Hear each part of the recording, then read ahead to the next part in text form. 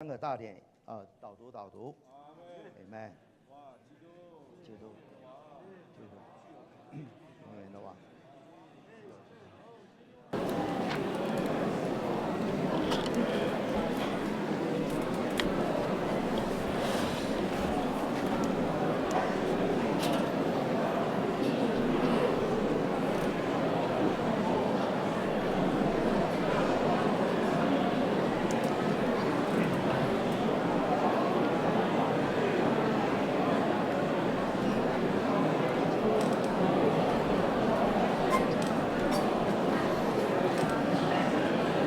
소유하러 오시는 유익에 대한 분명한 이성은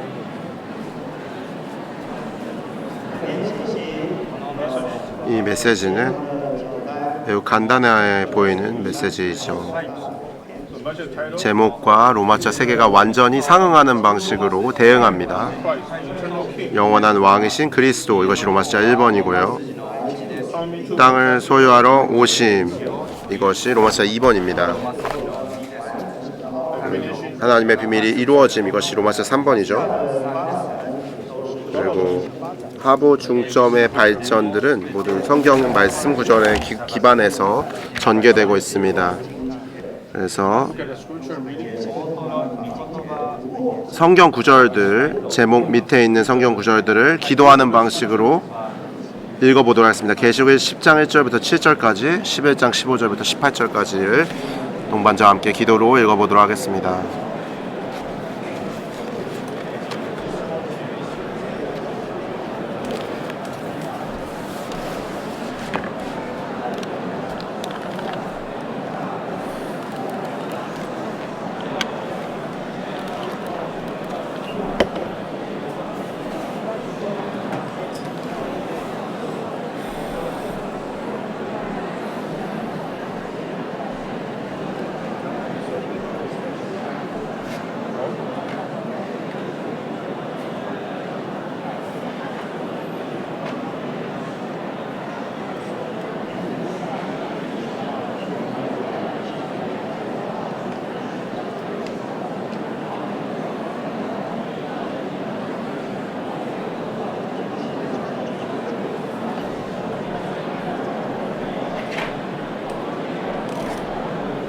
오 여호와님, 주님 영원히 거하시며 주님의 보좌는 그대의 이름이다.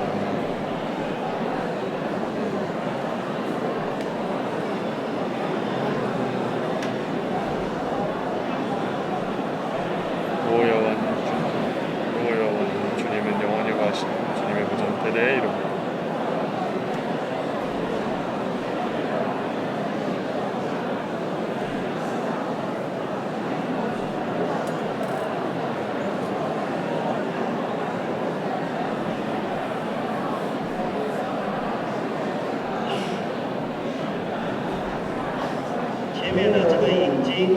앞서 말씀 구절이 언급된 성경 구절이 로마서 3개와 상응하죠. 계시록 10장부터 시작해서 11장까지 있는 내용입니다. 10장에서는 그분께서 땅을 소유하러 오시는 것에 대한 말씀이고요. 11장 15절부터 18절은 이제 그 사이에 있는 삽입된 것은 그분께서 왕이 되신 것을 말하고 있습니다. 그래서 그러나 개요에서는 11장 15절부터 18절까지를 말하고 있죠. 여기에서는 일곱째 천사가 나팔을 불자 하늘에서 세상의 왕국이 우리 주님과 그분의 그리스도의 왕국이 되었으니 그분께서 주님께서 그리스도의 왕국이 되게 하였습니다. 세상의 왕국이 되게 하였습니다. 그분께서 영원 무궁히 왕으로서 다스리실 것이라고 말하죠. 그분께서 영원하신 왕이 되신다는 것을 의미하는 것입니다. 그리고 16절에서 보면 그 우주의 행정을 다스린 24 장로가 얼굴을 땅에 대고 엎드려 하나님께 경배했죠. 지금도 계시고 전에도 계시고 전능하신 분 주 하나님 감사합니다. 왜냐하면 주님께서 주님의 큰 능력을 가지시고 왕으로서 다스렸기 때문입니다 라고 말합니다. 18절에서는 죽은 사람들이 심판받을 때에서 심판에다가 동그라미 치시기 바랍니다. 그리고 주님의 노예 신원자들과 성도들과 주님의 이름을 경외하는 크고 작은 사람들에게 보상의 동그라미를 치시기 바랍니다. 땅을 파괴하는 자들을 멸망시킬 때가 왔다고 말하고 있습니다. 왕은 먼저 보상을 주시고 심판하신다는 것입니다. 보상, 심판, 그리고 영원하신 왕이 보상을 주시고 심판하신다는 것입니다. 로마서 2번에서는 어떻게 오십니까? 우리의 땅을 소유하라고 오시고 있죠. 10장 1절부터 시작하죠. 또 내가 보니 다른 힘센 천사께서 하늘에서 내려오시는데 구룹을 입고 계시며 머리에는 무지개가 있고 얼굴에는 해가 같으시며 발은 불기둥과 같으셨습니다. 이렇게 1, 2, 3, 4, 5 중점이 있습니다. 오른발로는 바다를 디디시고 왼발로는 땅을 디디시고 사자가 울부짖는 것처럼 큰 소리로 외치셨다고 말하고 있습니다. 그때 이러한 이 일이 완성되었죠. 5절에서 볼 때 또 내가 본 그 천사가 오른손을 드시고서 이제 하늘을 향하여 오른손을 드셨습니다. 로마서 3번은 무엇이죠? 일곱째 천사가 계시록 10장 7절입니다. 소리를 내는 날. 11장 15절이죠. 계시록 11장 15절에서 일곱째 천사가 나팔을 불자 이 하나님의 비밀이 완성되었다고 말하고 있습니다. 로마서 3번의 10장 7번에 계시록 10장 7번에 그 천사가 나팔을 불 때에 하나님의 비밀이 이루어질 것이라고 말했습니다. 로마서 1번, 2번, 3번을 옆에 계신 분들과 이제 말해보도록 하겠습니다.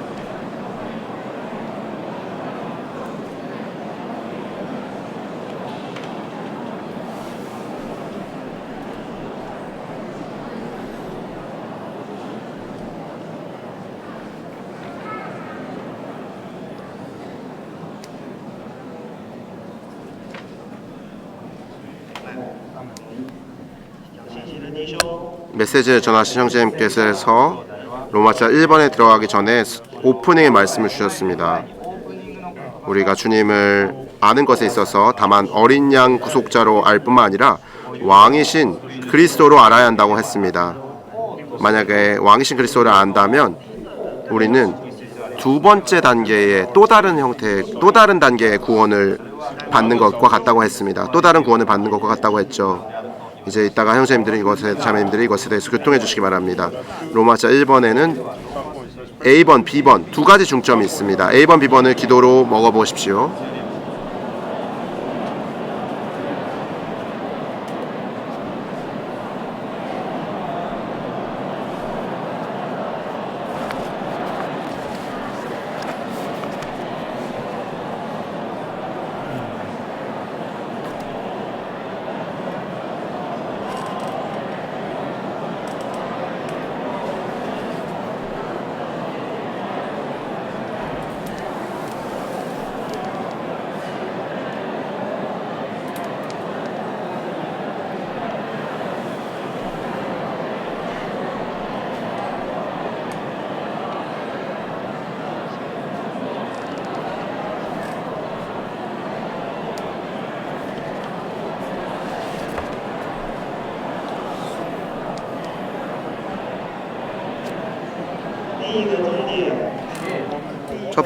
첫 번째 중점인 알파벳 A번에 있죠. 로마서 1번의 A번입니다.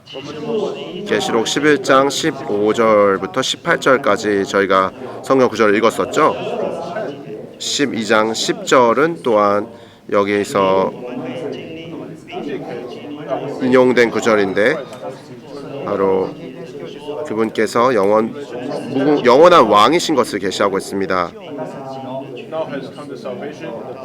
12장 10절입니다. 우리 하나님의 구원과 능력과 왕국과 그분의 그리스도의 권위가 이제 나타났다. 왜냐하면 우리 하나님 앞에서 밤낮으로 우리 형제들을 비난하던 그 비난자가 내에 던져졌기 때문이다.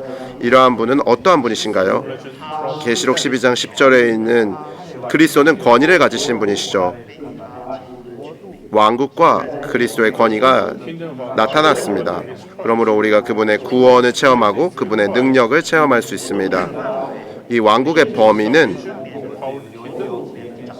왕국 안에서 다스리시는 영역을 내적으로 체험하는 것입니다. 왕국은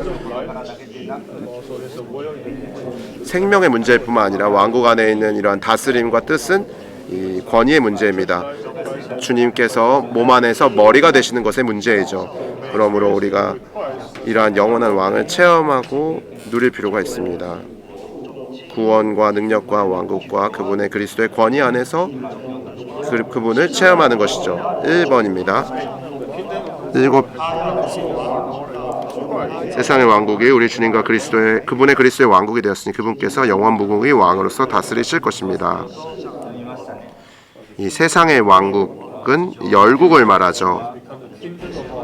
우리의 주님과 그분의 그리스도의 왕국이 되었다고 말합니다. 아래에 있는 중점을 보시면 아라비아 숫자 1번은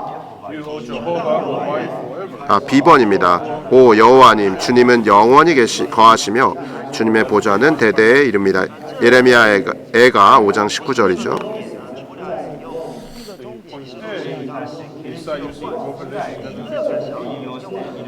계시록 11장 15절뿐만 아니라 알파벳 A번의 2번에서는 다니엘서 7장 13장 14절과 2장 44절 45절을 인용하고 있습니다. 이것은 성경 안에 있는 신약과 구약에서 그리스도가 어떻게 영원한 왕이신지에 대해서 설명해 주는 부분입니다. 오프닝에서 형제님이 아주 긴 시간을 할애하여 아담에서부터 아브라함, 사사, 그리고 다윗, 그리고 신약에 있는 주 예수님, 구약에서부터 신약까지 주님이 어떻게 하나님께서 사람이 되셔서 그분의 권위를 가지시고 다스리시는 이 일을 어떻게 하셨는지에 대해서 이제 말씀해 주셨죠. 형제자매들이 이따가 강화해 주시기 바랍니다.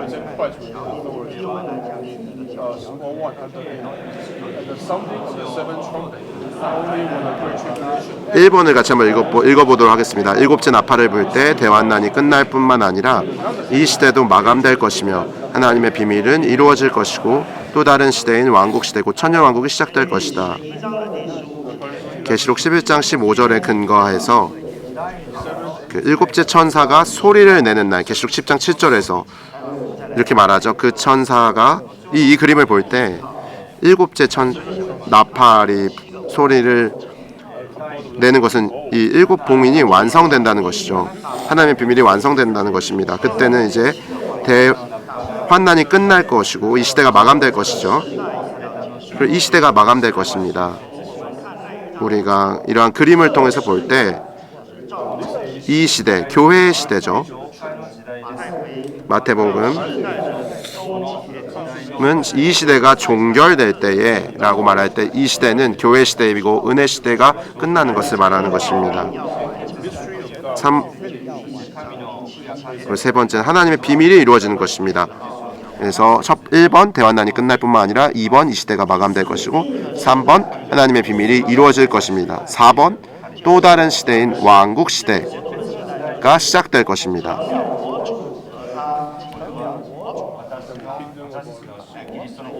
이 왕국은 우리 주님과 그분의 그리스도의 왕국입니다.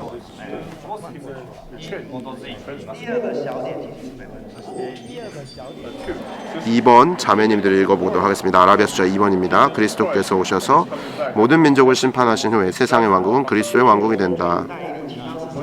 이것은 다니엘 7장 13절과 14절에 근거하죠. 13절은 사람의 아들과 같은 분께서 하늘의 구름을 타고 오시는데 옛적부터 계신 분께 나와 그분 앞으로 인도되었다. 그분께 통치권과 영광과 왕국이 주어져 모든 백성들과 민족들 그리고 서로 다른 언어를 사용하는 이들이 그분을 섬기게 되었다. 그분의 통치권은 사라지지 않을 영원한 통치권이요 그분의 왕국은 멸망하지 않을 왕국이다.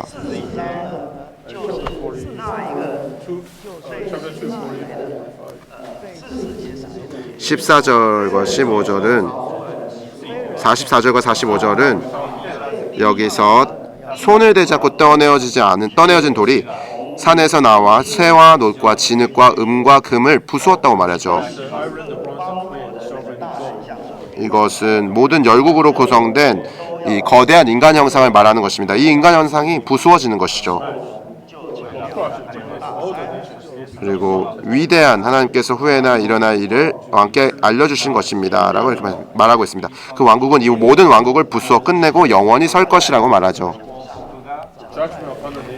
그 발가락부터 무너져서 거대한 인간 형상 전체가 완전히 부수어질 것입니다. 그럴 때 그분의 그리스도의 왕국이 영원히 설 것입니다. 그것은 파괴되지 않는 왕국이죠. 3번 다 같이 읽어보도록 하겠습니다. 여기서 주님께서 영원 무궁히 왕으로서 다스리신다는 것은 천년왕국과 새하늘과 새 땅에서 영원히 왕으로서 다스리시는 것을 가리킨다. 계시록 2장 5절에서 천년왕국과 새하늘과 새 땅은 흑암이 없다는 것이죠. 새하늘과 새 땅에서 천년왕국에는 이 땅에서의 시간 안에서의 왕국이기 때문에 정정하겠습니다. 새하늘과 새 땅에는 더 이상 밤이 없겠고 그들에게는 등불과 햇빛이 필요하지 않습니다. 왜냐하면 주 하나님께서 그들을 비추실 것이기 때문입니다. 그들이 영원히 다스릴 것입니다. 왜냐하면 그러므로 주님이 영원히 다스리시는 것은 천년왕국부터 새하늘과 새 땅에 이를 것입니다. 여기 앞서 말씀드린 이 영원 무궁이 이제 영원히 선다 그랬죠. 그것이 바로 구약에 있는 다니엘 사라지지 않을 영원한 통치권이고 멸망하지 않을 왕국이라고 말한 다니엘이 말한 그 구약의 왕국입니다. 두 분씩 이 하부 중점들을 교통하도록 하겠습니다. A번의 하부 중점입니다.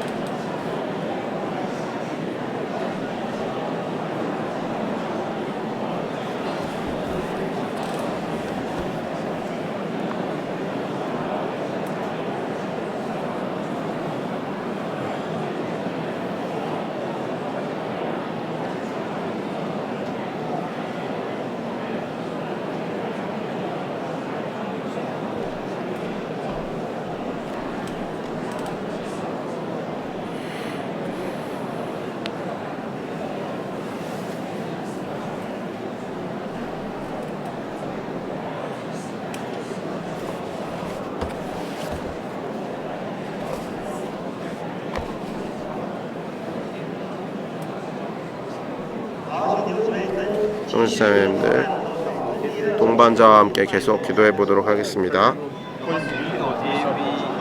B번의 1, 2, 3번을 또 계속해서 두 분씩 동반자와 함께 기도로 먹어보도록 하겠습니다.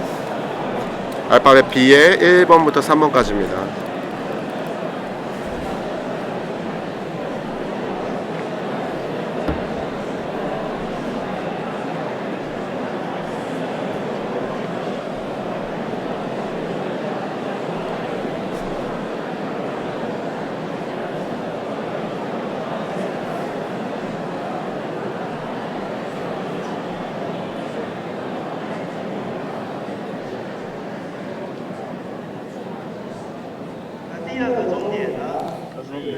B번은 예레미야 애가 5장 19절에 근거합니다. 구약에 근거한 내용이죠. A번은 다니엘에 관련된 부분이고 B번은 예레미야와 관련된 부분입니다. 예레미야 애가 5장에서 형제님께서 이렇게 말씀해 주셨는데 1장부터 4장까지가 지나서 5장에 아주 낙심이 되는 상황에서 적극적인 여호와 하나님을 보게 되었다고 말합니다. 할렐루야. 그분은 영원히 거하시며 주님의 보좌는 대대에 이릅니다. 이 여호와 자신이 영원히 거하십니다. 그리고 그분의 행정인 보좌가 대대에 이릅니다. 영원하신 존재는 행정을 가지신데 이 왕은 행정을 가지신 분이시죠. 영원하신 왕이십니다. 로마자 1번에서 말한 영원하신 왕이라는 내용이 여기에 부합되는 것이죠. 1번 하나님의 영원한 존재와 그분의 보좌는 그분 자신과 그분의 행정을 말하죠. 그분의 자비와 신실함보다 더 고귀하다. 예레미야 애가 3장 22절에서 여호와의 자애로 우리가 진멸되지 아니하니, 자애의 동그라미 치시기 바랍니다. 그분의 자비는 무궁하다네. 자비도의 동그라미 치시기 바랍니다. 이것들이 아침마다 새로우니 주님의 신실은 크기도 하십니다. 신실의 동그라미 치시기 바랍니다. 그래서 이 두 구절의 말씀 구절을 가지고 자애, 자비, 신실함을 말하고 있는 것이죠. 하나님의 존재와 하나님의 보좌는 이 세 가지 속성보다 더 고귀합니다. 2번에 보면 하나님의 자애와 자비는 바뀔 수 있지만 그분께서 우리를 사랑하실 수도 있고 사랑하지 않으실 수도 있고, 그분께서 우리를 긍휼히 여기실 수도 있고 긍휼히 여기지 않으실 수 있지만 하나님의 위격은 영원토록 변하지 않습니다. 하나님의 통치는 영원토록 변하지 않습니다.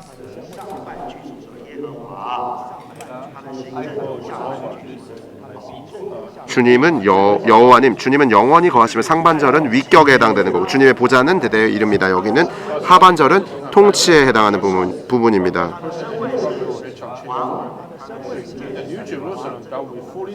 새 예루살렘에서 하나님은 영원한 왕이신 그분의 위격 안에서, 그리고 영원하고 흔들리지 않는 왕국인 그분의 통치 안에서 완전히 계시될 것이다. 이 두 가지는 모두 그분께서 자신의 백성을 다루시는 흔들리지 않는 기초이다. 히브리서 12장 28절은 우리가 흔들리지 않는 왕국을 받았다고 말하죠. 흔들리지 않는 왕국입니다. 이것은 다니엘서 2장 44절에서 말한 하나님께서 결코 무너지지 않을 왕국을 일으키실 것인데 라고 말하죠. 결코 무너지지 않을 왕국이죠. 이것은 흔들리지 않는 왕국입니다. 이것은 흔들리지 않는 기초이죠. 이 두 가지는 모두 그분께서 자신의 백성을 다루시는 흔들리지 않는 기초입니다. 계시록 2장 3절에 보면 하나님과 어린 양의 보좌가, 그리고 하나님과 어린 양 자신이 있을 뿐만 아니라 보좌가 거기에 있습니다. 그래서 행정이 거기에 있는 것이죠. 하나님의 영원한 왕국의 항목이라고 말할 수 있습니다. 이 행정은 하나님의 영원한 왕국의 항목이라고 말할 수 있습니다. 로마서 1번에서 그리스도는 영원한 왕인데 그분에게는 행정이 있는 왕국이 있습니다. 이 왕국 안에서 그분은 영원히 왕으로서 다스리실 것입니다. 로마서 1번과 1번 안에 있는 하부 내용들을 가지고 두 분씩 말해보도록 하겠습니다.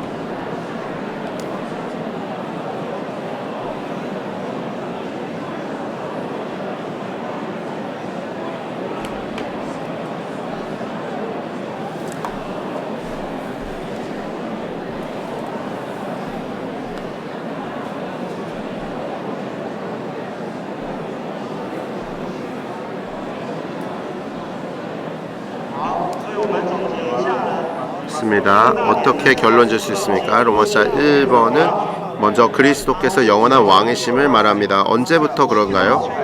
일곱째 나팔이 불었을 때 이 왕과 이분의 왕국이 들어오게 되었습니다. 그 다음에 열국을, 모든 민족을 심판하신 후에 세상의 왕국은 그리스도의 왕국이 됩니다. 그리고 이 왕국은 천년왕국과 생하늘과 새 땅에서 영원히 계속될 것입니다. 여기에는 또한 그분의 위격이 있고 존재가 있고 또 그분의 행정이 있습니다. 이것은 영원히 흔들리지 않는 것입니다. 영원토록 변하지 않는 것입니다. 이것이 개요 안에 있는 진리의 요점이라고 말할 수 있습니다. 그리고 이 말씀을 주시기 전에 형제님께서 먼저 긴 오프닝을 말씀해 주셨는데, 요한복음을 쓴 요한이 있고 그는 왕이신 구주를 교통하지 않았죠. 그는 어린 양이었습니다. 이 요한은 이 구주이신 그의 품에 안에 누워 있었죠. 그러나 여기 계시록에서 계시하는 그 그리스도는 왕이신 그리스도입니다. 이 위대하시고 사람들을 이제 무릎 꿇게 하는 두려운 그러한 위험이 가득한 왕입니다. 요한복음도 어느 정도 이것을 계시했지만 계시록에 계시하는 그리스도, 이 왕이신 그리스도는 또 다른 정도의 또 다른 차원의 계시입니다. 하나님께서 사람을 창조하신 원래의 목적은 다만 형상을 주실 뿐만 아니라 통치권을 주셨죠. 이 통치권은 다만 어떤 관리, 경영권을 주었을 뿐만 아니라 이 왕으로서 다스리는 것을 내포하는 개념입니다. 아담이 실패했지만 그러나 아브라함이 이르렀고 이스라엘 백성에게 이르렀고 사사에 이르렀고 사무엘에 이르렀고 다윗에 이르렀고 결국 신약에서는 마구간에서 태어난 그리스도에게 이르렀죠. 이러한 방식을 통해서 그리스도의 구주로서의 그리스도에 대한 체험이 왕으로서의 그리스도의 체험의 단계, 새로운 수준 안으로 우리가 들어갈 수 있게 되는 것입니다. 이것이 로마서 1번이 말하는 것이죠. 그래서 형제자매님들, 이것에 대해서, 이 오프닝에 대해서 한 분 형제님, 한 분 자매님이 나와서 교통하도록 하겠습니다.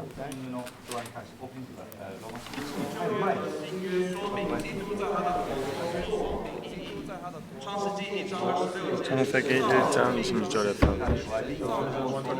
하나님께서 사람 창조하신 것은 사람이 하나님을 표현하고 대표하기 위한 것입니다. 사람이 타락 후에 아브라함을 그리고 그분의 민족이 되게 하셨습니다. 출애굽기에서 하나님은 모시를 사용하여 그들이 하나님의 백성이 되게 하셨습니다.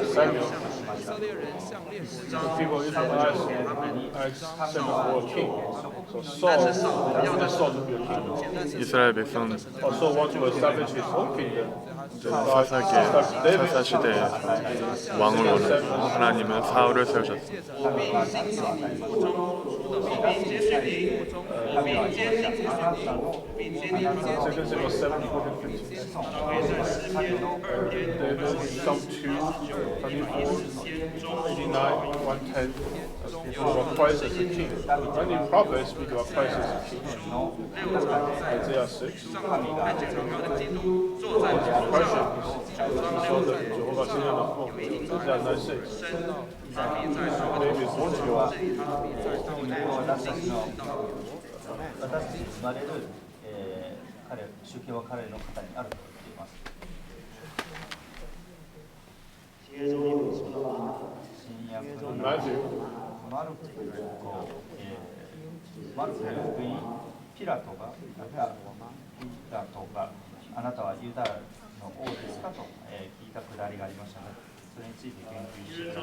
신약에서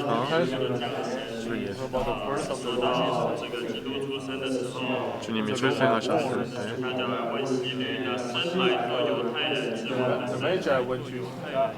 동방박사들 물어보고 유대인의 왕이 어디 계십니까? 라고 물었습니다.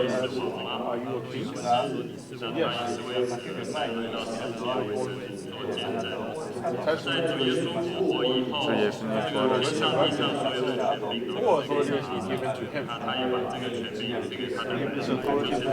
하나님은 모든 권위를 그분에게 주셨습니다. 마이크를 좀 떼어서.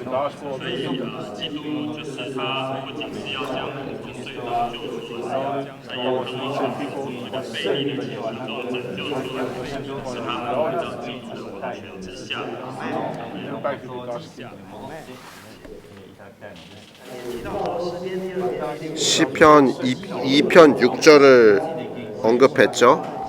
시온산에 서 계신다고 했습니다. 우리의 왕이 시편, 그래서 서문에서 창세기부터 계시록까지 이르기까지 그리스도께서 법리적인 구속을 성취하시고 왕국을 상속받으시고 땅을 이제 회복할 때 그 또 다른 천사가 와서 7째 나팔을 불 때 이 천년 왕국이 시작될 것이라고 말했습니다. 그리고 1000년 동안 왕으로서 다스리시고 그 다음에 이후에 영원토록 대대로 다스린다고 말씀하셨습니다. 그래서 구약에서부터 계시록까지 신약을 거쳐서 계속 이렇게 말씀해 주셨습니다. 이 사람은 어떻게 되겠사옵니까? 라는 워치만이 전집에 있는 내용은 있죠. 우리는 예수께서 세상의 구주이자 하나님의 어린 양으로 아는 것은 충분하지 않다. 우리는 반드시 하나님의 그리스도, 하나님의 왕이시자 하나님의 심판하시는 분이신 그리스도를 알아야 한다고 말했죠. 만약에 우리가 그분을 구주로 안다면 우리가 그분의 품 안에서 안겨져 있는 것이 얼마나 사랑스러웠습니까? 그러나 우리가 그분을 권위를 가지신 분으로서 그분 아래 복종한다는 것은 얼마나 경외로운 일인가 이렇게 말씀해 주셨습니다. 마제스티, 위엄이 있죠. 그분은 다만 사랑스럽고 가까이 할 수 있는 분일 뿐 아니라 그분은 신성하고 영광스럽고 우리의 경배를 받을 만한 분이시죠. 이것이 로마서 1번의 내용입니다. 그분은 왕이시라는 것이죠. 우리의 체험에 있어서 이 로마서 1번은 체험과 누림에 관한 부분이다. 체험, 누림이죠. 그 체험, 누림인데 우리는 왕이신 그리스도를 체험하고 누릴 필요가 있습니다. 그분의 권위와 그분의 존재와 그분의 행정이 영원토록 변하지 않는다는 것을 알 필요가 있습니다. 이제 로마서 2번 그리고 이번에 하부 알파벳 중점들을 동반자와 함께 기도로 먹어보도록 하겠습니다.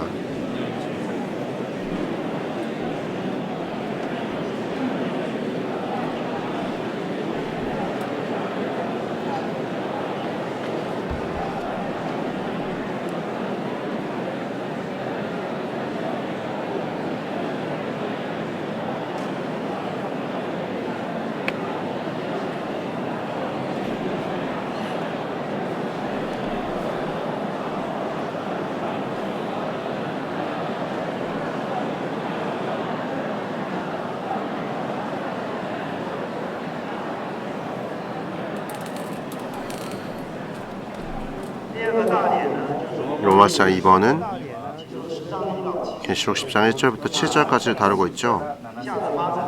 그리고 이제 성경 구절의 순서에 따라서 알파벳 하부 중점이 전개되고 나열되고 있습니다.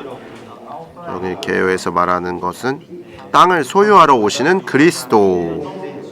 A번에 보시면 그리스도는 다른 힘센 천사이시다.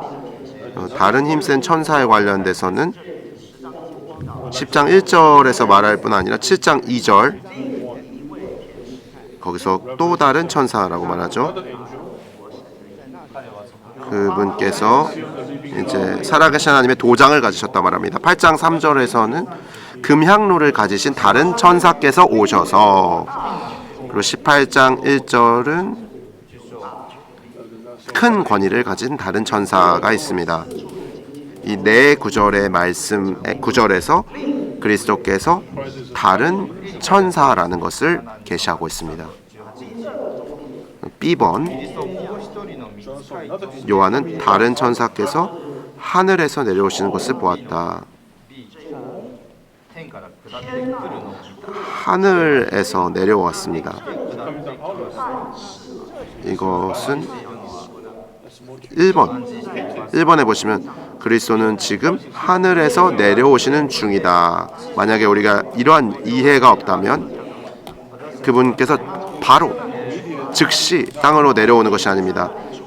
그가 시온산에 있는 보좌에서 나왔을 때 땅으로 내려오실 때 시간이 있다는 것입니다. 기간이 있다는 것이죠.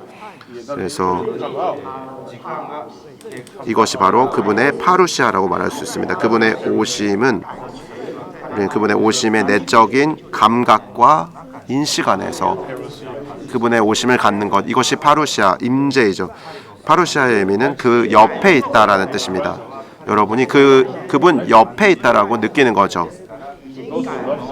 주님의 나타나심을 사모하는 사람은 그분께서 오고 계시는 중이신 그분을 감지하고 느낄 수 있다는 것이죠. 이것이 파루시아의 의미입니다. 10번입니다. 그리스도는 구름을 입고 계신다. 10번 밑에 있는 아라비아 숫자 1번부터 6번까지를 한번 기도로 먹어보도록 하겠습니다. 누려보도록 하겠습니다.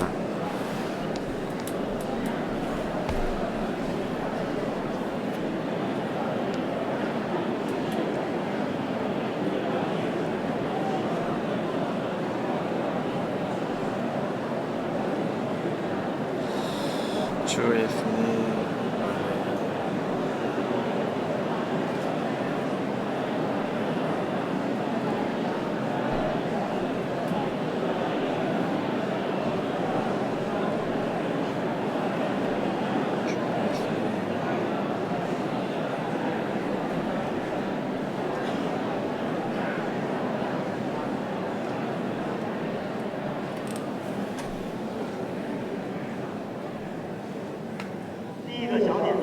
일 1번에서 이렇게 말합니다. 그분은 아직 구름을 타고 계신 것이 아니다 이렇게 말했죠.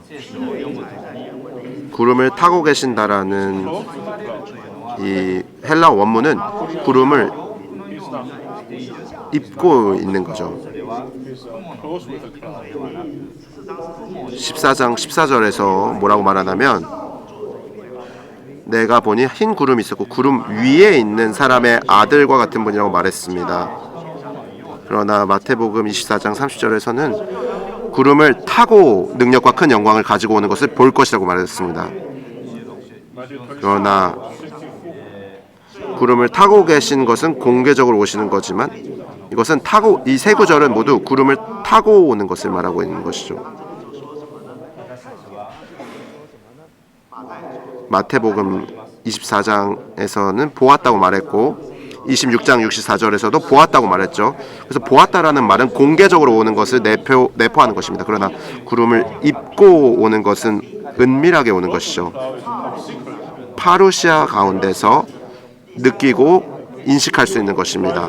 3번 그래서 2번입니다. 구름을 타고 계시는 것 3번입니다. 계시록 1장 7절과 마태복음 24장 30절에 언급된 것처럼 땅의 모든 족속에서 보이기 전까지는 공개적으로가 아니라 은밀하게 오실 것이다. 그래서 이 땅의 지파들이 그것을 볼 때 눈물을 흘릴 것입니다. 공개적으로 오는 것을 보게 될 때 눈물을 흘리게 되겠죠. 그것은 마태복음 2장 30절 언급된 겁니다. 그러나 4번 아라비아 숫자 4번입니다. 요한계시록 10장의 때에도 그리스도의 오심은 여전히 은밀할 것입니다.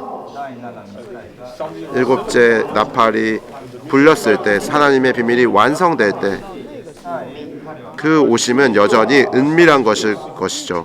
그러나 요한계시록 14장 이전까지는 구름으로 쌓여 계실 것입니다.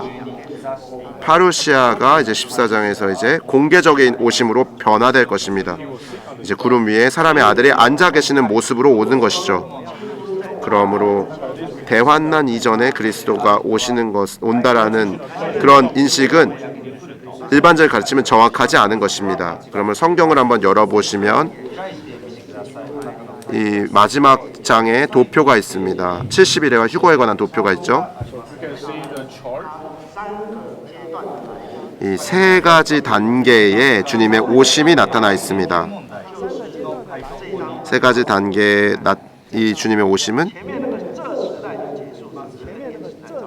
첫 번째 오심이 은혜 시대의 교회 시대가 끝날 때 시대의 시대를 전환하는 교회 시대를 왕국 시대로 전환하는 그 시점이 바로 첫 번째, 그것을 위한 첫 번째 단계가 파루시아입니다. 그리고 두 번째가 공중으로 오시는 것입니다. 그리고 세 번째는 공중에서 땅으로 내려오는 시온산에 있는 보좌에서 내려오는 땅에 있는 예루살렘으로 내려오는 파루시아를 완성하는 단계입니다. 하늘로 승천하는 것이죠. 그리고 두 번째 오심은 공중에 오시는 것입니다. 구름을 입고 오시는 것이죠. 방금 말씀해 드렸듯이 그렇습니다. 세 번째 오심은 이제 오른발을 바다에 디디시고 왼발을 이제 땅에 디디시는 이 땅에 발을 디디시는 오심입니다. 이것이 바로 세 단계의 오심이라고 말할 수 있습니다. 여기서 우리가 볼 수 있는 것은 다섯 번째 봉인과 여섯 번째 봉인이 있는데 이 여섯 번째 봉인은 재난들을 내포하죠. 그때 3분의 1이 다 파버리는 재난이 있죠. 그리고 일곱 나팔은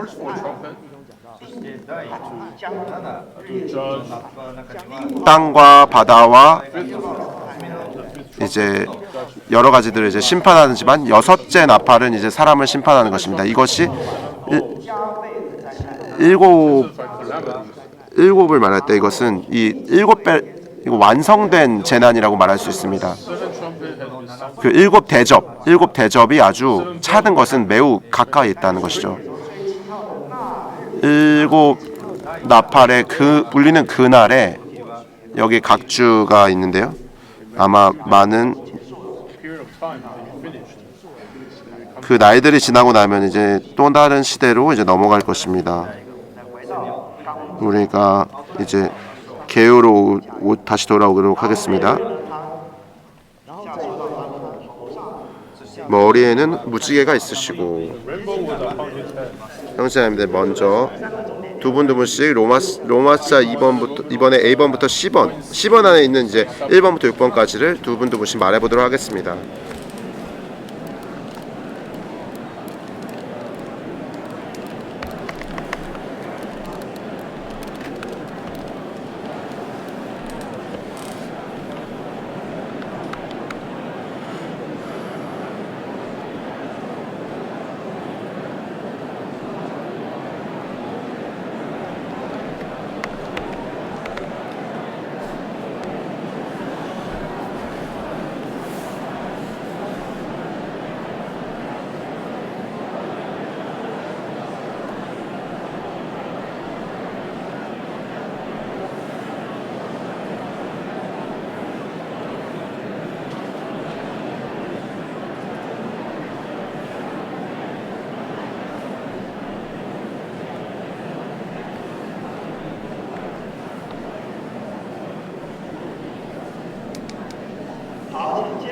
좋습니다.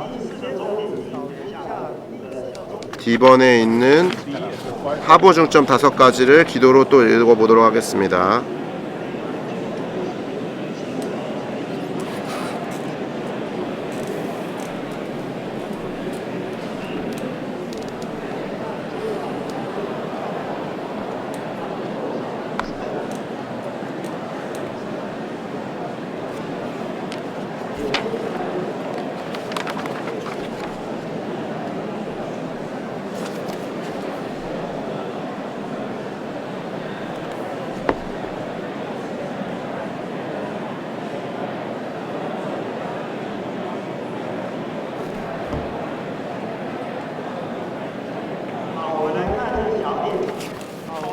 이번에 있는 중점을 보도록 하겠습니다. 머리에는 무지개가 있으시고 무지개는 그리스도께서 땅을 심판하시고 땅을 소유하러 오실 때 하나님께서 땅에 관하여 노아와 세우신 언약을 지키시리라는 것을 가리킨다. 지키시리라에 동그라미 치시기 바랍니다. 창세기 9장 8절부터 17절까지가 있죠. 하나님께서 노아와 그와 함께한 아들들에게 말씀하셨죠. 내가 이제 너희와 너희 뒤를 이을 씨와 나의 언약을 세운다. 이 언약은 땅에 있는 모든 동물들과 나의 언약을 세운다고 말했죠. 내가 너희와 나의 언약을 세우니. 그래서 방주에서 이제 나왔을 때 이 생물들과 언약을 세웠는데 이 내용은 무엇입니까? 그것은 바로 11절에서 말하고 있죠. 내가 너희와 언약을 세우니 다시는 모든 육체가 홍수로 없어지지 않을 것이고 다시는 홍수가 일어나서 땅을 멸망시키지 않을 것이다. 이 언약의 내용에는 한 가지 이 표시가 있습니다. 12절에 표시가 있죠. 이 표시는 무엇입니까? 동물 사이에 너희와 동물 사이에 대대로 세우는 언약의 표시는 바로 무지개입니다. 바로 무지개이죠. 무지개가 언약의 표시가 될 것이라고 말했습니다. 구름 속의 무지개. 무지개는 파랑색, 빨간색, 노란색을 말하는데 이것은 의와 거룩과 영광을 말합니다. 이 주 3원색은 이 언약의 표시로서 무지개로서 나타나는 것이죠. 16절에서는 말합니다. 무지개가 구름 속에 나타나면 나는 그것을 보고 나 하나님과 육체를 지니고 땅 사이에 사는 온갖 살아있는 동물 사이에 세워진 영원한 언약을 기억하겠다. 언약을 기억하겠다고 말했죠. 아라비아 숫자 2번은 말합니다. 이것은 또한 그리스도께서 무지개를 주위에 두르시고 보좌에 앉으신 하나님을 따라 심판을 집행하시는 분이심을 가리킨다. 주위에 두르시고에 동그라미 치시기 바랍니다. 이 무지개는 보좌에 앉으신 하나님이죠. 보좌가 있습니다. 그리고 보좌에 앉으신 분이 또 있으시죠. 보좌에 앉으신 분은 홍보석과 같죠. 이것은 바로 구속하신 하나님과 같습니다. 그러나 그분께서 나타나실 때는 녹색의 영원한 생명의 풍성한 생명이 충만하게 표현되는 녹색의 벽옥의 모습을 가지고 있습니다. 3번입니다. 요한계시록은 하나님께서 땅과 땅에 거하는 모든 사람을 심판하리라는 것을 계시한다. 그러나 이 무지개는 언약하신 하나님이 신실하신 분이심을 계시하는 것이죠. 이 땅에 그분의 심판을 집행하시는 동안에도 그분의 언약을 지키실 것임을 의미합니다. 이 세 가지 색깔이 있었죠. 의와 거룩과 영광을 표시하는 이 세 가지 색깔이 있었습니다. 5번입니다. 하나님은 다시는 인류를 홍수로 심판하시거나 인류 전체를 멸망을 시키지 않으실 것이며 인류의 일부를 보존하셔서 새 땅에서 민족들이 되게 하심으로 그분께 영광을 돌리게 하실 것이다. 개요가 아주 잘 작성되었습니다. 이 요점이 함축되어 있는데 이 열국에 대해서 말할 때 이 하나님 자신이 발산되는 벽으로 빛 비춘다고 말했습니다. 이것은 하나님의 보좌에 앉으신 분의 영광을 표현하는 것이죠.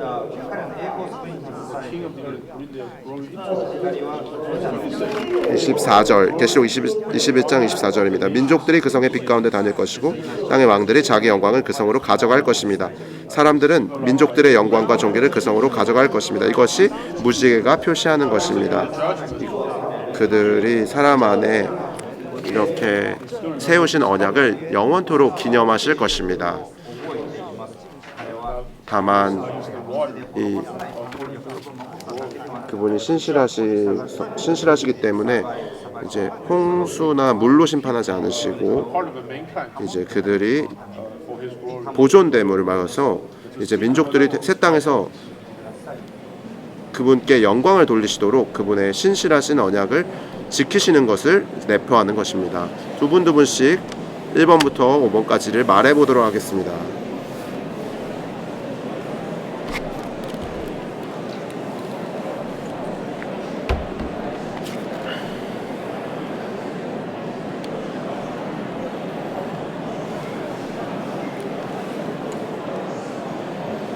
아무래도 어려울 것 같아. 통은 어려울 것 같아. 난 너무 어려운 것 같아. 그치? 좀 근필 형제면 하는 것 같아. 나머지는 근필 형제면 좀 하시는 것 같아. 이따 한번 교통해보자.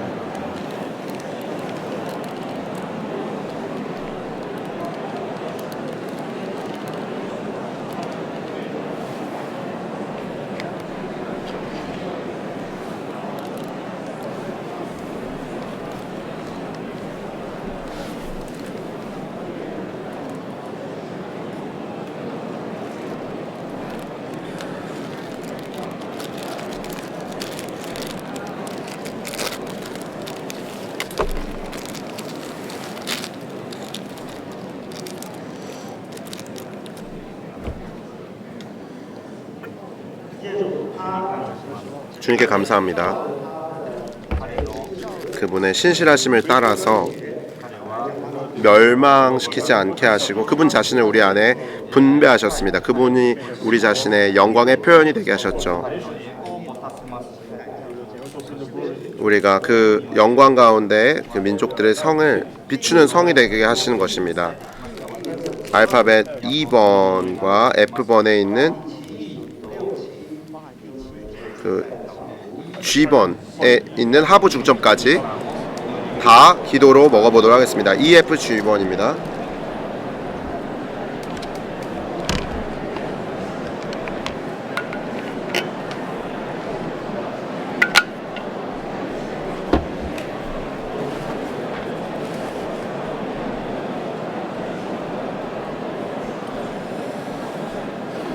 얼굴은 해와 같으시며 발은 불기둥과 같으셨습니다. 그분은 오른발로 바다를 디디시고 왼발로는 땅을 디디시고 그리는 것처럼 큰 소리로 외치시고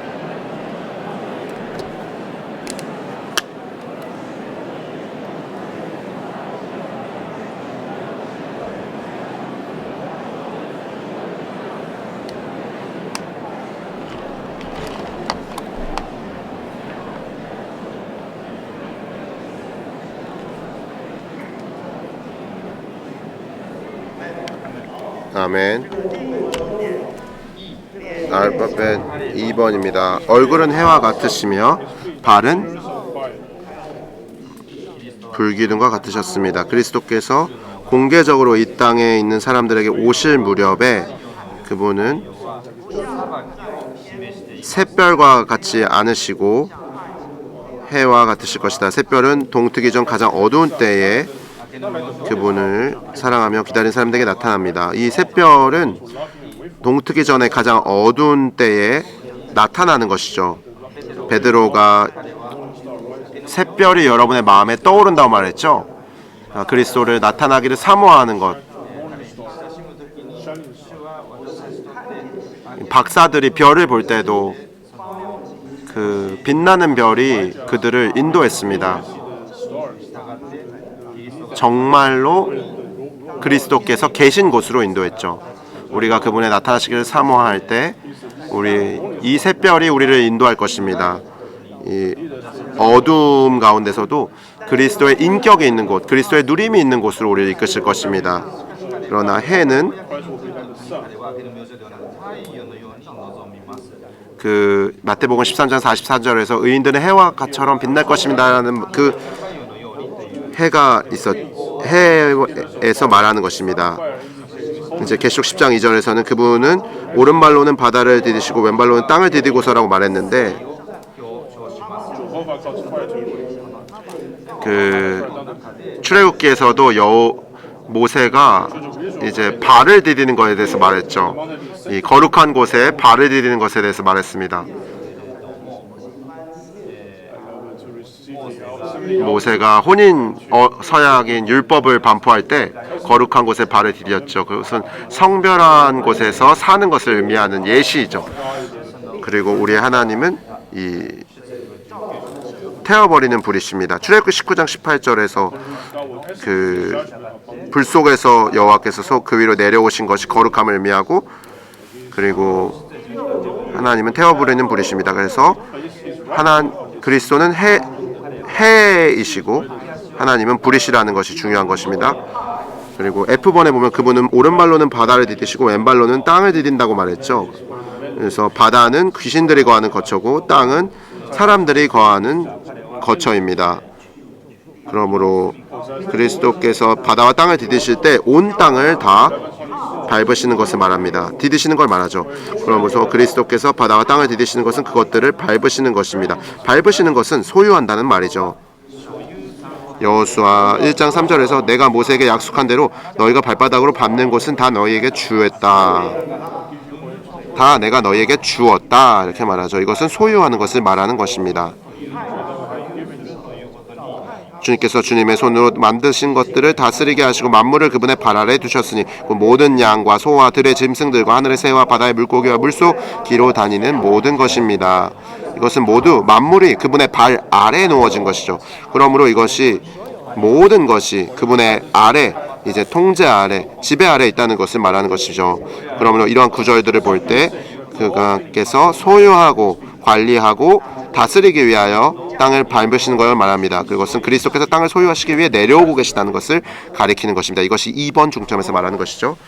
그리고 3번 오직 그분만이 하나님의 경륜의 두루마리를 편 자격이 있으시고 또 그분만이 땅을 소유한 자격이 있으시다. 이것이 3번 중점입니다. G번입니다. 사자가 울부짖는 것처럼 큰 소리로 외치셨습니다. 여기 1번이 말하죠. 사자가 울부짖는 이 비유, 표징으로 해서 말씀하신 거죠. 사자가 으르렁거리는 것은 왕이 진노하는 것과 같습니다. 그분은 영원하신 왕입니다. 여기서 땅에 있는 모든 이 타락과 하락에 대해서 분노를 표시로 그렇게 으르렁거리는 거죠. 잠언 19장 12절에서 왕의 진노는 사자의 으르렁거림 같으니, 왜냐하면 성경 구절에서 왕의 진노가 사자의 으르렁거린 것 같다 그랬습니다. 잠언 20장 2절에는 왕이 두렵기는 사자의 흐르렁거림 같으니 이렇게 말하고 있습니다. 이러한 구절을 말씀을 통해서 우리는 사탄과 이 세상의 타락과 적그리스도와 거짓 신앙자의 광경에 대해서 분노하는 것이죠. 완전하게 분노하는 것입니다. 그걸 이렇게 위험을 가지고 이 존귀와 영광을 가지신 왕께서 아주 경외하고 두려워할 만한 이 왕께서 또 이제 이 분쇄하는 이 거대한 인간 형상을 분쇄하는 방식으로 으르렁거리는 거죠. 진노하시는 것입니다. 이것이 로마서 2번의 7가지 중점과 하부 중점들을 연결한 것입니다. 그리고 로마서 3번에 들어가기 전에 앞서서 좀 또 교통을 해주셨는데 오프닝 말씀을 해주셨습니다. 땅을 디디는 거에 대해서 말씀해 주셨죠. 우리가 땅에 대해서 많은 느낌이 없을 수 있지만 하나님의 뜻을 하늘에서 통행되게 하는 것은 문제가 없지만 땅에서 운행하게 하는 것은 매우 결정적입니다. 하늘에서 이루어진 것 같이 뜻이 땅에서 이루어져야 합니다. 그분의 다스림이 있어야죠. 이 땅을 다스리는 것이 필요합니다. 땅에 있는 모든 것들을 다스릴 필요가 있습니다. 공중의 새와 하늘의 땅 바다의 물고기와 이 땅에 있는 모든 온갖 생물들이 다스림 아래 있어야 합니다. 이것은 통치권이라고 말할 수 있습니다. 통치권을 가지고 소유하는 것을 말하는 것이죠. 우리 모두가 이러한 부담으로 온 마음이 다 채워지기를 원한다고 말씀해 주셨습니다. 시편의 93편부터 101편까지의 하나의 이 그룹을 이루고 있는 시편이 있는데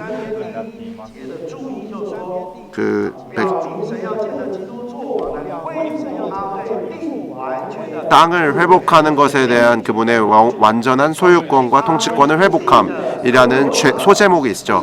그분은 이 땅의 소유자이십니다. 이 땅의 모든 그분의 소유권이죠. 타이틀 디드, 모든 소유권을 그분이 소유하고 계시다는 것이죠. 그리스도가 그 소유권에 이제 이름이 쓰여 서명이 되어 있는데 그것은 바로 그리스도라는 이름이 서명되어 있습니다. 그분께서 모든 완전한 권리를 소유하신 분이십니다. 이런 완전한 권리, 소유권이 다 그분께 속한 것이기 때문에 우리는 이러한 것으로 우리는 완전히 점유되어야 합니다. 모든 나라와 모든 땅과 모든 도시와 그 모든 것이 다 주님의 것이 되어야 합니다. 우리가 사람이 거하는 온 땅에 복음을 개척할 필요가 있습니다. 이러한 인식을 항상 가질 필요가 있습니다. 로마자 2번과 2번에 있는 중점들을 두분씩 말해보도록 하겠습니다.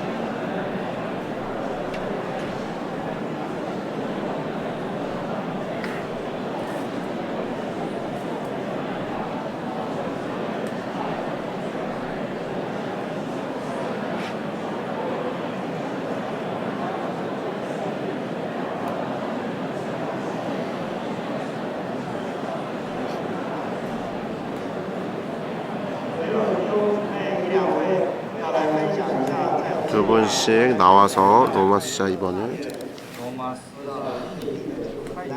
부담을 교통하도록 하실 분들이 있나요? 필기하신 내용을 가지고 교통하시면 되겠습니다.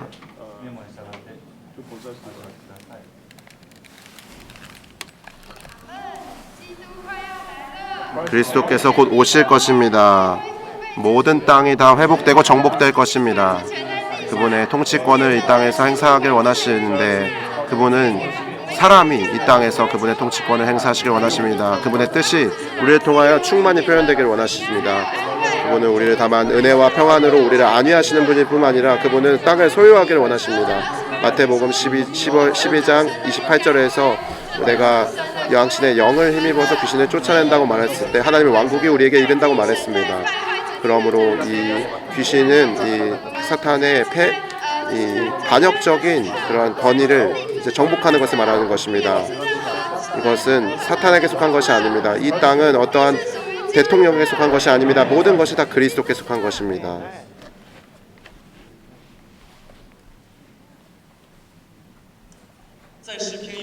시편에서는 어떤 구절에서 말하고 있습니다. 여호와의 이름이 온 땅에 어찌 그리 아름다우고 선한지요라고 말하고 있습니다.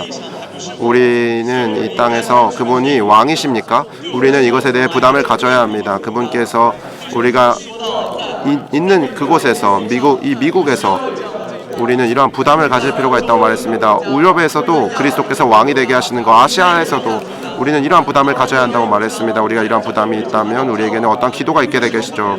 그것을 어떻게 가련하게 어떻게 간구하는 중복하는 기도, 그런 기도가 아닙니다. 간청하는 기도가 아니죠. 땅을 회복하여 주십시오. 회복 안에 당신의 주권을 회복하여 주십시오. 이런 기도를 할 수 있게 될 것입니다.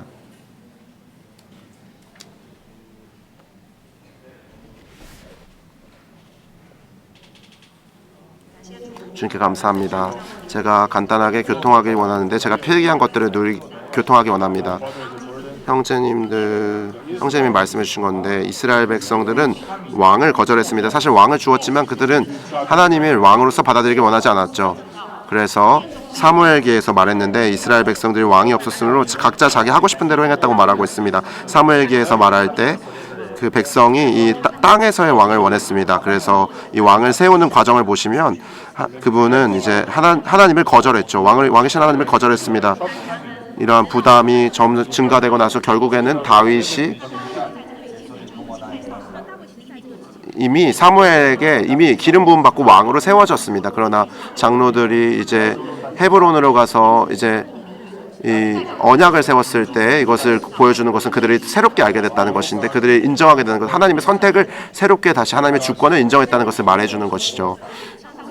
다윗 왕이 진노 가운데 있을 때 그들의 왕은 이제 힘으로 세워졌다고 말했죠. 그 보좌에 계신 결국에 다윗의 자손인 그리스도가 나중에 출생하게 되었고 그분이 이제 하나님께서 그에게 나누어 주신 이 왕국을 이제 다스리게 되었죠. 그것은 다윗이 나의 주님이라고 말했는데 어떻게 자손이 하나님이 이 땅에서 왕으로서 다스리는데 그분께서 참된 왕이시죠. 자손인데도 그분을 왕이라고 주님이라고 불렀습니다. 아직까지 교파에 있는 많은 믿는 이들이 있지만 그들의 상상 가운데 우리가 죽으면은 우리의 몸이 천당에 가는 것으로 생각합니다. 그러나 하나님의 왕국이 이 땅에 임하는 것에 대해서는 알지 못하죠. 하나님의 뜻은 무엇이냐면 온 땅이 하나님에 의해 정복되고 하나님으로 충만하게 되는 것을 원하는 것입니다.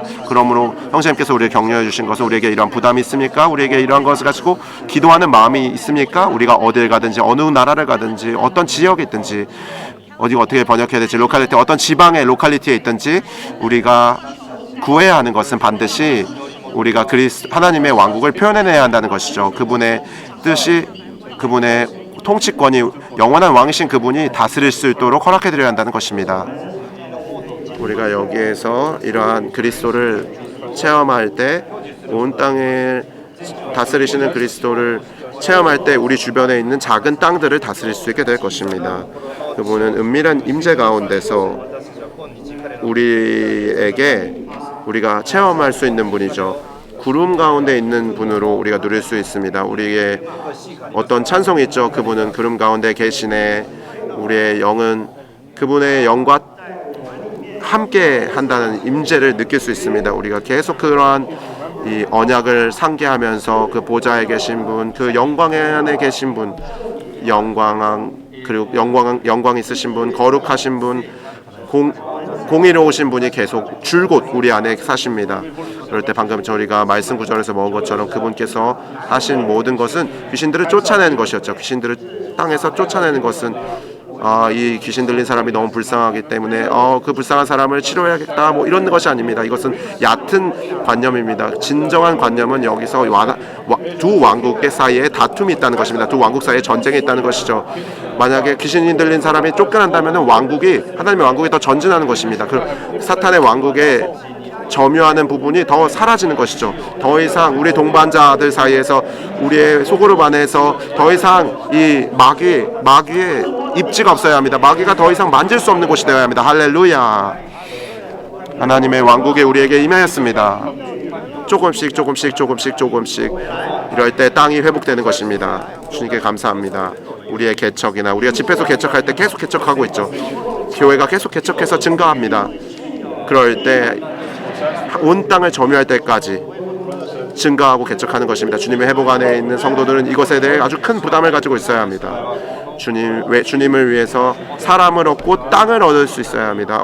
집회소를 사고 사람을 더 얻고 기도하고 사람을 얻게 하십시오. 땅을 얻게 하십시오. 심리할 때 사람을 얻고 땅을 얻게 하십시오. 이것은 얕은 관념입니다. 사람을 얻고 땅을 얻는 것은 모든 그룹, 모든 가정들이 증가하고 개척되는 것입니다. 번식하는 것이죠. 그들의 거실, 그들의 가구 모든 것들이 다 얻어지는 것이죠.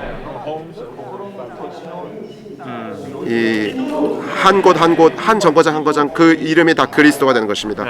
그 땅의 권리 증서는 주님께 있습니다. 그리스도께 있는 것이죠.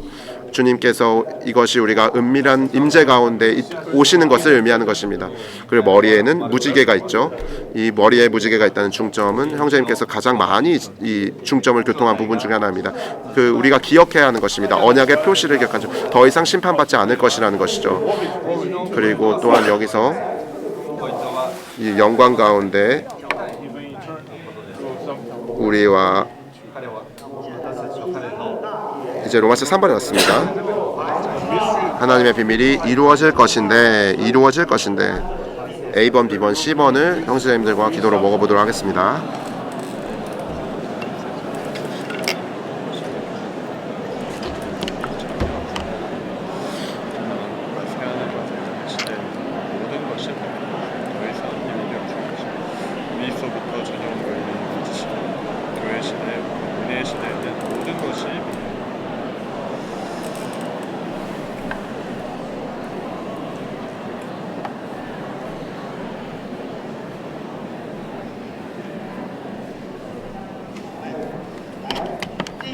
아멘. A번은 각주에서 나왔는데요. 하나님의 비밀이 이루어질 것인데 아담부터 모세에 이르기까지, 이것은 족장들의 시대를 말하고 있습니다. 그리고 모세부터 그리스도에까지 이르기에는 율법 시대를 말하고 있죠. 모든 시대에는 모든 것이 밝혀졌고 드러났으므로 비밀이 전혀 없었습니다. 그리고 B번, 천년 왕국과 새하늘과 새 땅의 시대에도 모든 것이 밝혀져서 더 이상 비밀이 없을 것입니다. 그러나 중간에 한 시대가 있습니다. C번이죠. 그리스도부터 천년 왕국에 이르기까지의 시대, 곧 교회 시대 혹은 은혜 시대에는 모든 것이 비밀이다. 모든 것이 비밀입니다. 이 비밀하신 하나님이 또 비밀이시죠. 그래서 하부 중점들을 형제자매님들 5가지 아라비아 숫자로 된 중점들을 기도로 먹어보도록 하겠습니다.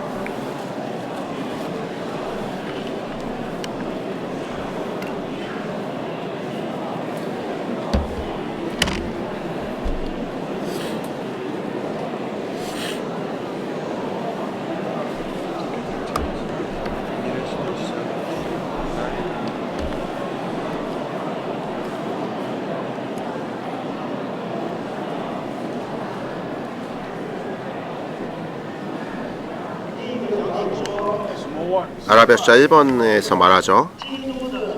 그리스도께서 육체가 되신 것은 이 비밀의 시대의 시작으로서 하나의 비밀이다. 사실상 아담부터 모세까지, 그리고 모세부터 그리스도까지, 그리스도부터 천년왕국에 이르기 때 이 시대 외에 그리스도부터 천년왕국에 이르기까지 시대가 유일한 비밀의 시대입니다. 그래서 율법이 말할 때 어떤 열국이나 이스라엘에 관해서 한 사람 한 왕에게 말했을 때 나타난 것은 아주 분명하게 밝혀진 것이죠. 그러나 모든 것들 중에서 오직 하나님의 감추어진 자신인 한 분, 그리스도만이 비밀스러운 분이십니다.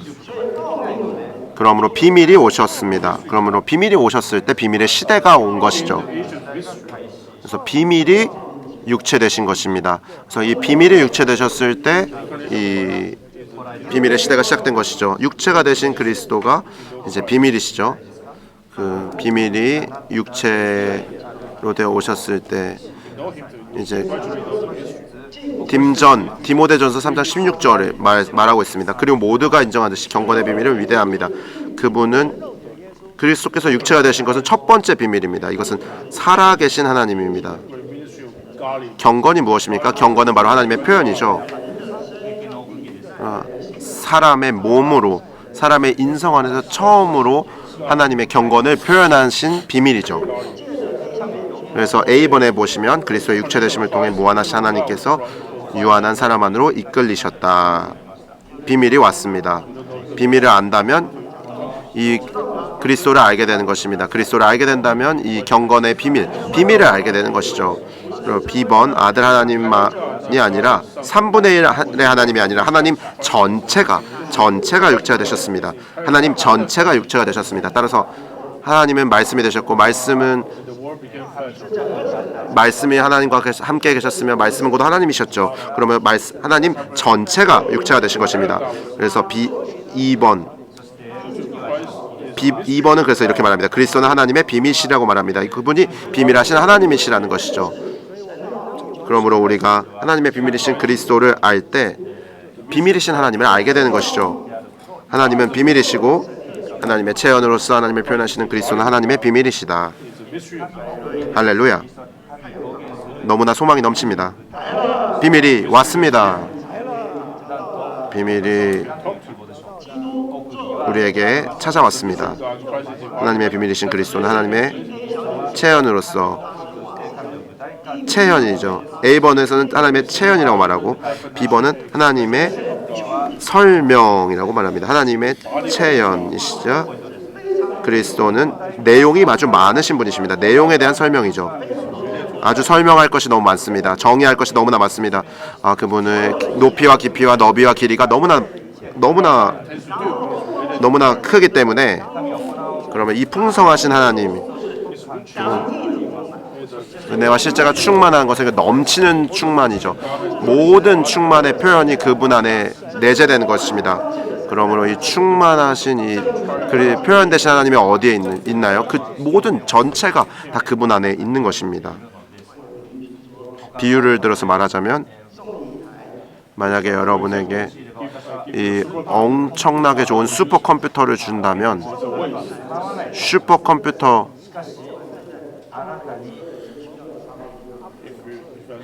계속 운행하고 있는 실제로 운영되고 있는 슈퍼컴퓨터를 줄 때야 기쁘겠죠.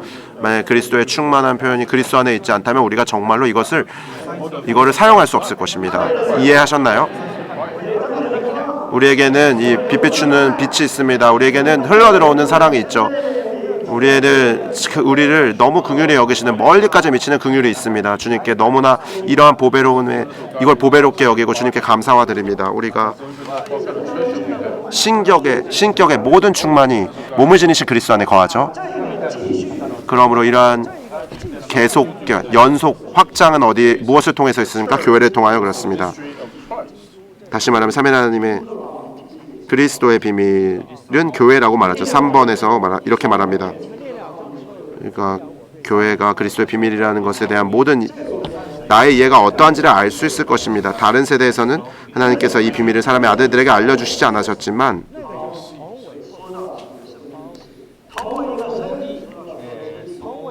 그분은 이 비밀은 이방인들이 복음을 통하여 그리스도 예수님 안에서 함께 산속자들이 되고 함께 몸의 지체들이 되고 함께 약속에 참여하는 사람들이 된다는 것입니다.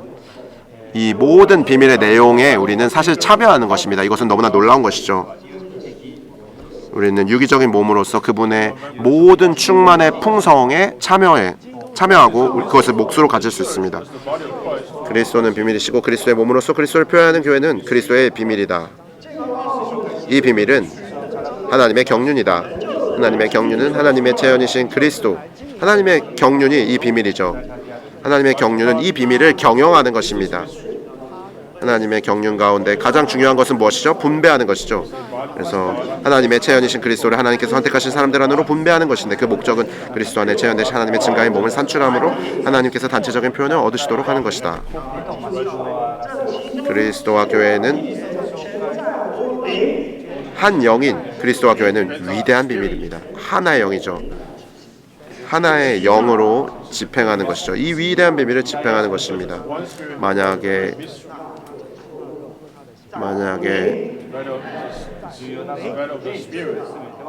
이 한 영이 이것이 가장 위대한 비밀이라고 말할 수 있습니다. 이것이 하나님의 경륜의 비밀이라고 말할 수 있죠. 이것이 하나님의 경륜입니다. 그러므로 계시록의 계요들을 보면 7 봉인은 하나님의 경륜의 계획이라고 말할 수 있습니다. 7 나팔은 하나님의 경륜을 수행하는 것이라고 말할 수 있죠. 하나님의 경륜을 이루어져야 합니다. 완성되어야 합니다. 종결되어야 하죠. 하나님의 비밀이 이루어질 것인데 그분 비밀이신 분께서 오셨을 때 비밀의 시대가 열렸죠. 비밀의 시대가 왔습니다.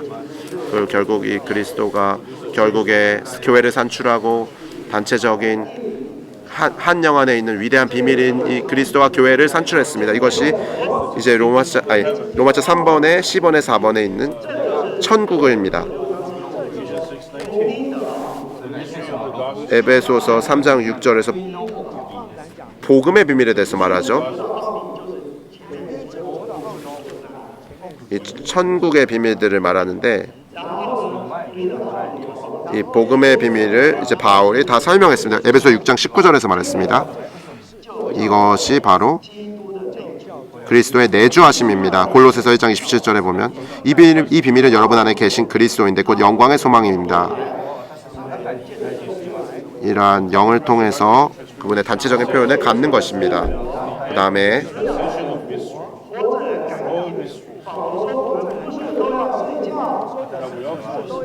고린도전서 15장 51절에서 우리가 다는 내가 여러분에게 비밀을 말합니다. 우리가 다는 잠들어 있지 않을 것입니다. 그러나 우리가 다 변모는 될 것입니다. 이 변모된다는 것은 이 부활 안에서 변모하는 것에 대한 비밀이죠. 할렐루야. 나팔 소리가 울리면은 이 나팔 소리가 날 때에 모든 비밀이 다 완성될 것입니다. 10번과 10번에 있는 하부 중점들을 두 분 조금씩 말해보도록 하겠습니다.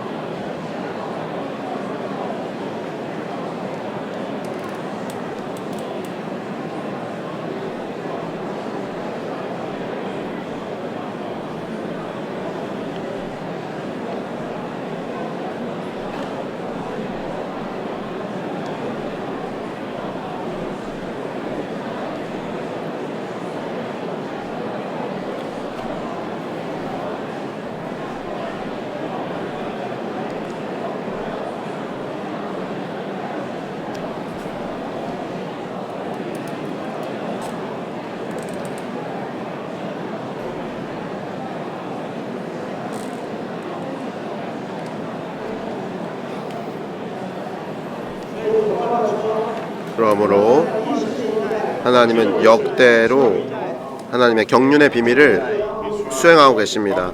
그분은 원래 보이지 않는 하나님이셨는데 그분이 비밀 육체가 되어 오셨을 때 비밀로서 오셔서 비밀의 시대를 여셨습니다. 교회 시대를 여셨고 은혜 시대를 여셨죠. 이 비밀의 경륜은 그리스도 안에 있었고 그리스도 안에서 이제는 확대되신 교회 안에 있었습니다. 이제 영 안에서 이 위대한 비밀의 완성과 종결을 가져올 것입니다. 이 비밀이 온 땅에 다 이를 때 그분께서 만족하실 것이고 한 땅 한 땅을 이제 회복해 나가실 것입니다. 어떤 사람들은 이제 은밀한 그분의 임재 안에 사는 파루시아 안에 사는 사람들, 그분을 구름을 입고 계신 분으로 그분을 체험하는 사람들, 로마자 1번에서 말하는 영원하신 왕을 그 돔맨 킹 왕국의 범위 안에 있는 사람들을 말하고 있는데 그분의 위격을 말할 뿐만 아니라 그분의 행정인 보좌를 말하는 것이죠. 우리가 그분의 행정에 순종하지 않으면, 복종하지 않으면 이 하나님의 위격을 잃어버릴 수 있습니다. 우리가 하나님의 행정의 보좌에 복종할 때 우리가 위격인 하나님의 존재를 얻게 될 것입니다. 우리가 그분은 계속 이 무지개 가운데 있는 의와 거룩함과 영광의 속성들을 말하고 있는데 이 비밀 또한 완성될 것입니다. 나팔이 소리가 7번째 나팔 소리가 불릴 때 모두 이루어져야 하는 것들이 다 이루어질 것이죠. 반역적인 사람들, 반대하는 사람들, 그분들에게는 진노의 왕으로서 오실 것입니다. 진노의 왕으로서 그들을 심판하실 것입니다. 그들을 다 회복되게 하실 것입니다. 그럴 때 이 비밀이 종결될 것입니다. 이 메시지의 끝이 이제 결론입니다. 왕께서 오셔서 온 땅을 회복하시고 소유하실 것입니다. 그리고 하나님의 비밀이 완전히 이루어지게 할 것입니다. 우리가 누림을 가지고, 이것은 우리에게 누림을 가져다 주죠. 우리는 이 누림을 가지고 개척할 필요가 있습니다. 그분과 함께 땅을 소유하도록 나아갈 필요가 있습니다. 2분 3분 정도 나와서 형제자매들 교통하실 수 있겠습니다. 로마서 3번에 관련된 부분입니다.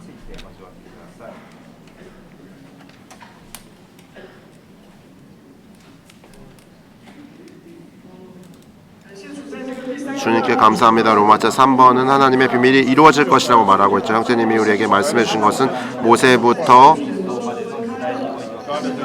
그리스도에 이르기까지는 하나님과 사람은 분리되어 있었지만 그리스도부터 천년왕국에 이르기 시대까지는 하나님이 신성이 인성 안으로 들어왔기 때문에 비밀의 시대가 열렸다고 말했습니다. 나사렛 사람이 이 땅에서 움직였을 때 사람의 아들로서 어떻게 이러한 일들을 하고 어떻게 이러한 말들을 할 수 있는지는 사람들로서는 이해할 수 없는 것입니다. 모든 것이 비밀이죠. 우리가 체험과 누림에 있어서 삼위 하나님의 체험하고 누리는 과정에서 우리는 모두 이 비밀의 범위 안에 있습니다. 비밀의 영역 안에 있죠. 우리가 어떻게 왜 이곳에 있습니까? 우리가 가사 인생의 전성기라고 할 수 있는 시간에 왜 전시간 훈련에 참석합니까? 우리가 왜 여기에 앉아서 한 시간 여러 시간 동안 이렇게 메시지를 들을 수 있습니까? 이번이 리영재님께서 돌아가시고 난 다음에 199번째 7차 집회라고 말했습니다. 이것은 놀라운 일입니다. 우리는 모두 연합된 영 안에 있어야 합니다. 그리스도와 교회는 한 영이죠. 우리는 더 많이 이러한 전달하심 안에 누림을 가질 필요가 있습니다. 우리 전달하면서 이 믿음의 요소가 우리 안에 더욱더 들어올 수 허락해 드릴 필요가 있습니다. 우리는 이 비밀의 시대 안으로 더욱 이끌리게 될 것입니다.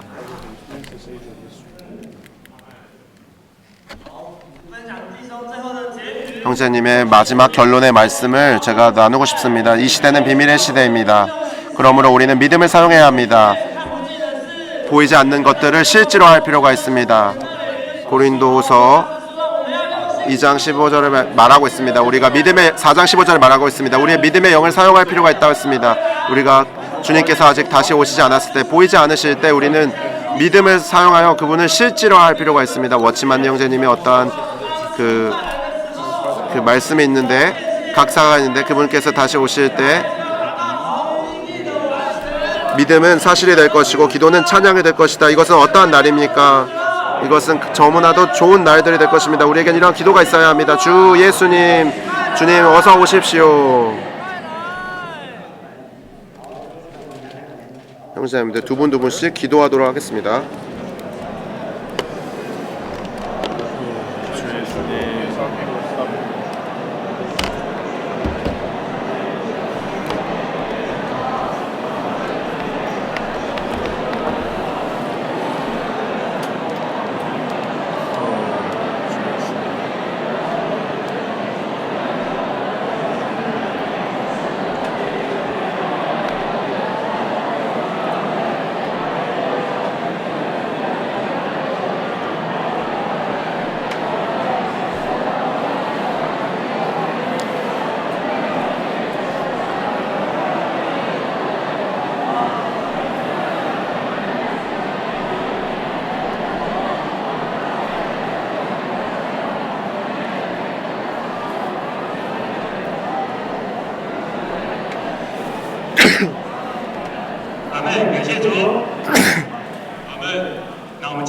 주님께 감사합니다. 이제 표어 찬송을 불러보도록 하겠습니다. 표어 1번부터 4번까지 부르도록 하겠습니다.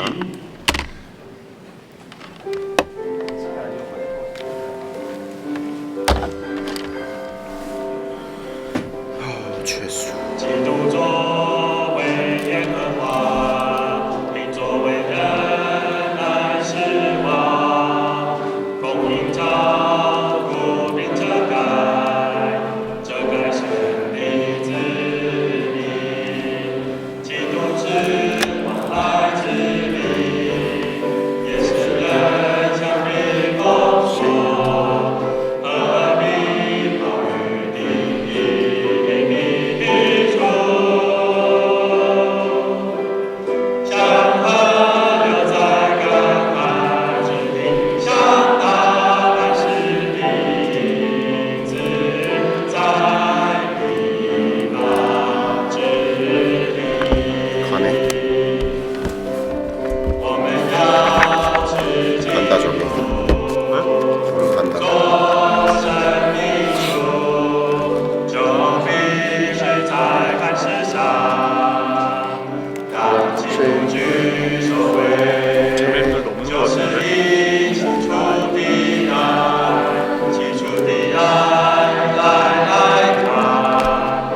연민자매면 두 번째 때 아예 안 들어.